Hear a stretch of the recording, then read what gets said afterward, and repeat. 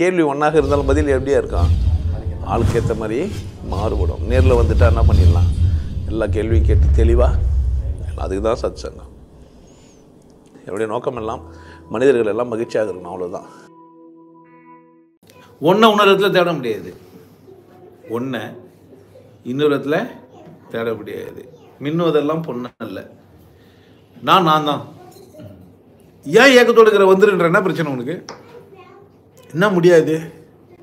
பணம் முடியாதா? பணம் சம்பாதிக்க முடியாதா? ஒருத்தருக்கு ஏன் எங்கேனே இருப்பேன்? வாழ்க்கையில் வசதியாக வாழ முடியாதா?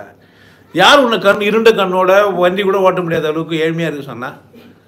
யார் சொன்னது? நல்லா சாப்பிட்டு நல்லா தெம்பாக இருக்கக்கூடாதா? நல்லா உழைக்கக்கூடாதா? உழைக்கலாமா உழைக்கக்கூடாதா? ஏழ்மை என்ன காரணம்? ஒருத்தர் ஏழையாக இருக்குது காரணம் என்ன? கருமாவா குருமாவா? சொல்லியா? செயல் செய்ய மாட்டேன்றான், அப்படி தானே? துணிஞ்சு போய் வேலை செஞ்ச முடியாதா? மூட்டை தூக்குனா பணம் சம்பாதிக்க முடியாதா?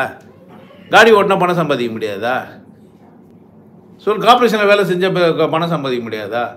கக்கூஸ் அடைப்பேற்ற பணம் சம்பாதிக்க முடியாதா? முடி வெட்டினா பணம் சம்பாதிக்க முடியாதா? செருப்பு தைச்சு கொடுத்தா பணம் சம்பாதிக்க முடியாதா? கை காலை பூச்சி விட்டு பணம் சம்பாதிக்க முடியாதா? மசாஜ் சென்டர் வச்சு பணம் சம்பாதிக்க முடியாதா? எவ்வளோ வேலை இருக்குது, ஏன் செய்ய முடியாது? ஏங்கி நிற்கிறவன் எப்பவுமே ஏங்கி நிற்கலான்னு ஒரு ஐடியா பண்ணிட்டான். நல்லா இருக்குது இல்லை? ஏங்குறேன் ஏங்குறேன் ஏங்குறேன்னு என்ன சிரிக்கிற? ஏன் ஏங்குவேன்? இதில் வர நீ வந்து ரெக்கமெண்ட் வர அந்த மாதிரி ஏங்குற உனக்கு. இப்போ தான் ரவுடி பையன் பேர் எடுத்தாக்க இவ்வளோ கோழி ஆகிட்ட. ஏன் ஏங்குவான்? வேலை இருக்குதா இல்லையா செய்யறதுக்கு? செய்ய வேண்டியது தானே.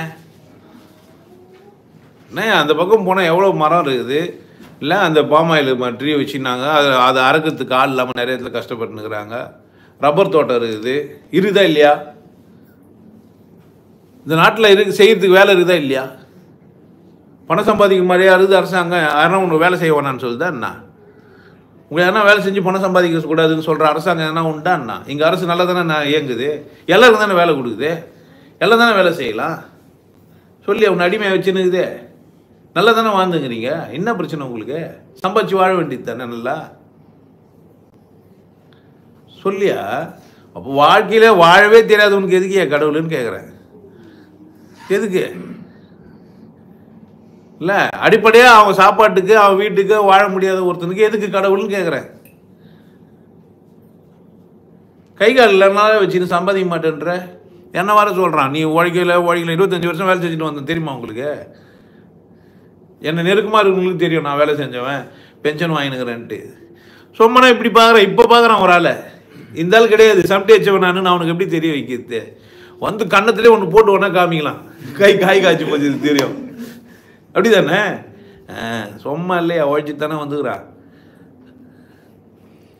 உழைக்க தயாராக இல்லை, அதனால் ஏங்குறவனு ஏங்கினே இருப்பான். கிடைக்குமான்னு கேட்டுக்கிறீங்க? ஏங்குறவனுக்கெல்லாம் கிடைக்காது, உழைக்கிறவனுக்கு தான் கிடைக்கும்.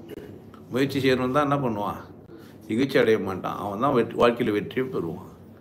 வாய்ப்பு நிறைய இருக்குது ராஜா. வேறு எதனா வழியை சொல்லி எனக்கு எளிமையாக கொடுங்கன்னு கேளு, ஒரு நியாயம் இருக்குதுன்னலாம், அப்படி தானே? உட்காந்து வைப்ரேஷனை நம்பினுங்கிறான். லாட்டிக்கிட்டு அடிக்கணும்ட்டு உள்ள கக்கூசில் ஒட்டி வச்சுக்கிறான். பார்த்தீங்களா என்ன ஒட்டி வச்சுக்கிறான்? ஸ்டாக்கு மார்க்கெட்டுன்றது லாட்டி டிக்கெட் இல்லைடா, அது ஒழுங்காக பார்த்து பணத்தை ஒழுங்காக செலவு பண்ணுறதுன்ட்டு. இன்வெஸ்ட்மெண்ட்டுன்றது ஒரு ஒழுக்கமாக செய்யுது, லாரி டிக்கெட்டு கிடையாதுன்ட்டு. இதே தர்மா கக்கூசி போய் உட்காந்தா நான் உங்களுக்கு சொன்னோன்னே போட்டுக்கிறான் போல, ஒட்டி வச்சுக்கிறான். அடடே லாரி டிக்கெட் மாதிரி அடிக்கணும்னுட்டீங்களே என்ன? சொல்லியா? ஒன்னா விஷயமா நான் பேசுறது உன் வாழ்க்கையை மாற்றிடும். அப்படி திருப்பி போட்டுருவேன் நான். இல்லைன்னு சொல்லு, திரும்பலன்னு சொல்லுவியா? நீ சொல்லுவியா? அதை சொல்லு அந்த ஆளுக்கு. நாங்கள் சரக்கச்சின்னு சாமி கும்பிட்டுக்கிறோம் பாடுறான்னு சொல்லு. அதான் கேட்குறேன். இங்கே வந்து கேட்டீங்கன்னா புரு நான் வாழ்ந்து தானே இருக்கிறேன். சரி, அந்த சரக்கு சாமியாரை பார்த்துலான்னு வந்துட்டுக்கிறேன். என்னயா சரக்கு அடிக்கிட்டே வேலை நினச்சிக்க போகிறேன்? எப்போனா குடிக்கிறது விட்டு எப்போவுமேவா குடிச்சுன்னு முடியும்?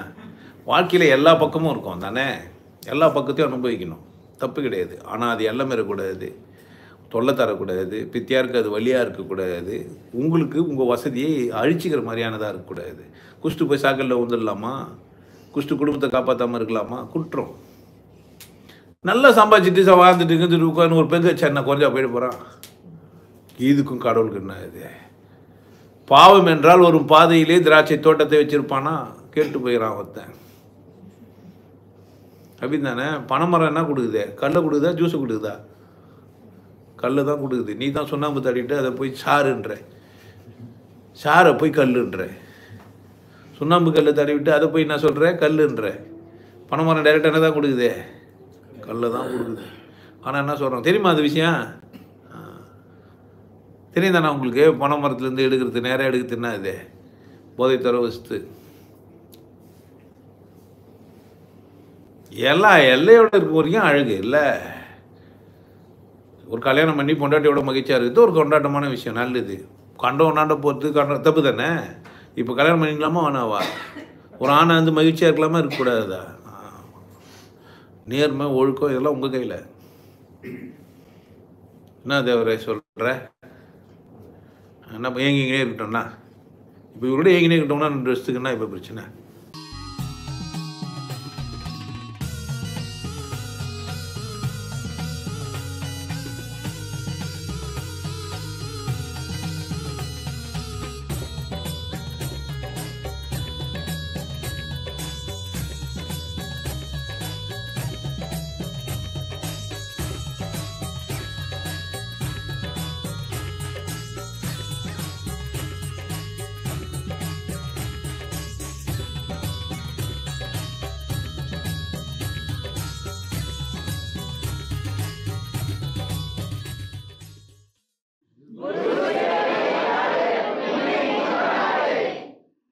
நல்லா இருங்க, சிறப்பாக இருங்க, கொண்டாட்டமாக இருங்க.